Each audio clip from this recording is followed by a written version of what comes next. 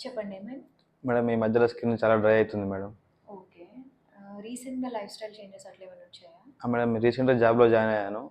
ఊకే ఏసీలో ఉండాల్సొస్తుంది madam. Okay. So, ఏసీలో ఉండడం వల్ల స్కిన్ అనేది డ్రై అవుతుందా? యెస్. ఎందుకు అవుతుంది అనంటే, మనం ఈ చల్లగాలి మన రూమ్‌లోకి వచ్చినప్పుడు రూమ్‌లో ఉన్న మాయిశ్చర్ అంటే తేమనంతా తీసేస్తుంది. మన బాడీలో తేమ కంటే బయట తక్కువైనప్పుడు మన బాడీలో ఉన్న తేమ కాస్త బయటికి అబ్జర్బ్ అవుతుంది. సో, ఇలా మన స్కిన్ డ్రై అయిపోతుందనమాట. ఇది ఇలా అవ్వకుండా ఉండాలంటే ఏం చేయాలి? ఫస్ట్ రెగ్యులర్‌గా మాయిశ్చరైజర్ 2 టైమ్స్ అప్లై చేసుకోండి.